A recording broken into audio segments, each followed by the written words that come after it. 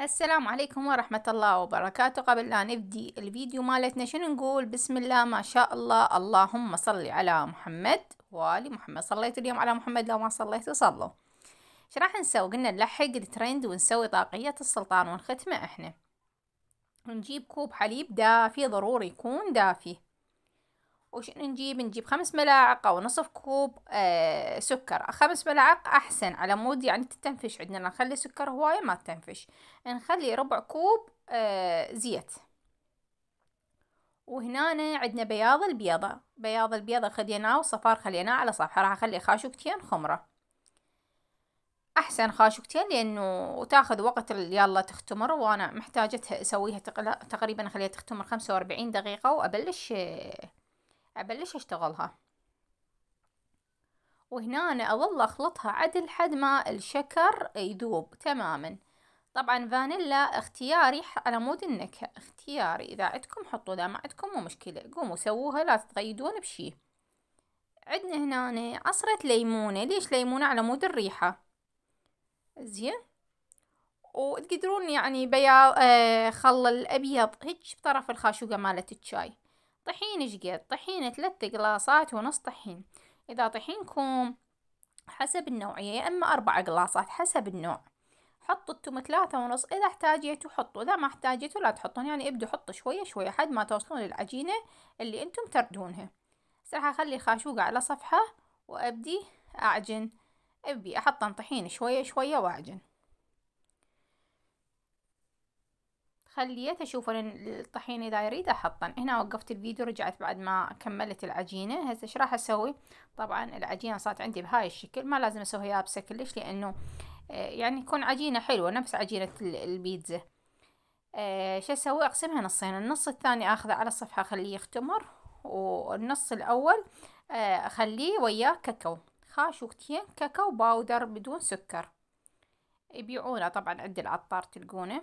ونخلي خاشوقة شاي، طبعا سكينة ما راح اجيب خاشوقة شاي، يمي سكينة كاكاو كلش طيب وياها، يعني كلش لذيذ. خاشوقة شاي، خاشوقة كوب، كيفكم انتم. هسه ابدي اعجنها واحاول اخلي الكاكاو يدخل بالعجينة، ويعني تصير كلها بيها كاكاو. شوية راح اتعب هاي المرحلة حد ما يصير الكاكاو كله يصير بالعجينة.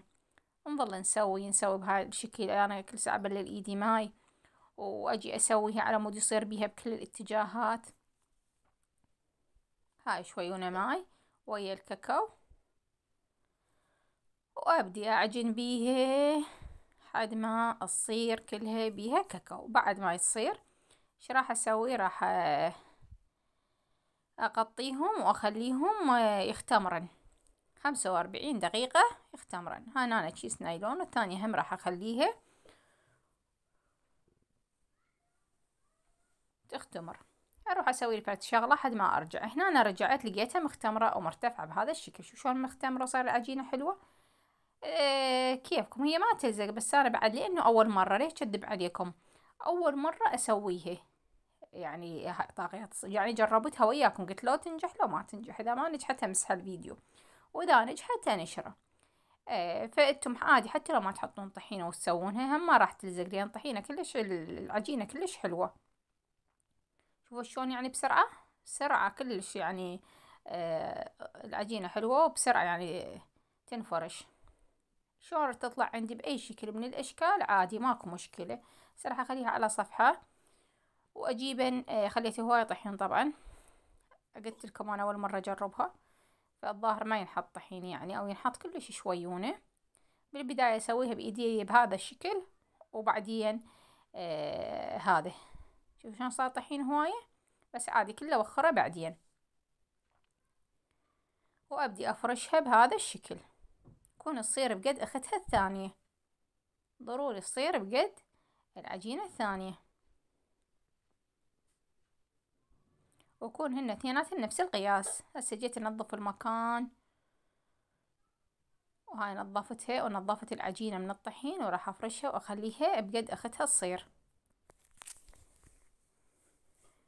الحشوة بكيفكم انتم، هي المشهورة تنحاط بها كاكاو، بس اكو ناس يحطون جبن. كاكاو نوتيلا، كاكاو من هذا بربع دينار بكيفك، جيبي لك اثنين بربع. انا حطيت هواي لان يحبون الكاكاو، حطيت 3 باكيتات، بس قدرين تحطين 2. انا ما احب بيها كاكاو هواية. هي طبعا طعمها كلش طيب مثل الكارسون، يعني هذه مو اول تجربة، ان شاء الله اسوي لها تجربة مرة ثانية اسويها. وابدي اسويها بهذا الشكل، الفنها بهذا الشكل، شوفوها. احاول اعدلها حتى تصير القياسات متساوية، حتى لو مو متساوية راح اقصنها بهذا الشكل، والنوب الفنها عادي شلون ما تصير عندي تصير، يعني تصير واحدة صغيرة واحدة كبيرة، المهم بعدين كلها راح يترتب. راح الفن انا وياكم سوا زين، وما اقطع من الفيديو شي حتى تشوفونه، لان قلت لكم اول مرة اجربه وجربناه سوا.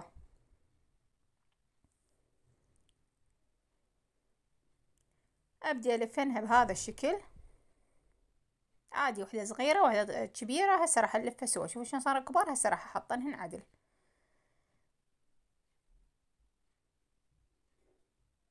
شوفوا هاي عدلته بهذا الشكل. عندكم قالب مالت كيك، انا حبيت اخليه بدون قالب كيك، ردتها يعني تكبر اكثر. بصينية بهاي عادي لازم تقيدون. عندي قالب مالت كيك من هذا اللي هيك يصير، بس قلت خليها. المهم شو قد نخليها ساعة ترتاح، ضروري ساعة كاملة.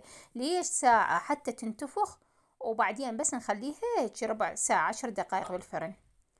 حطيت شوية عصرة ليمون وحليب وصفار بيضة، وخليت زيت حتى ينطيها لمعة، او تحطون زبد تذوبونه وتحطونه بكيفكم، شنو عندكم حطوا.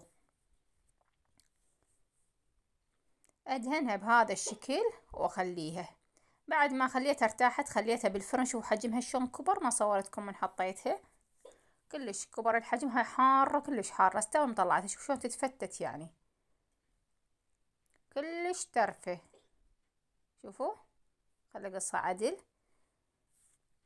وهاي قصيتها وهاي شكلها.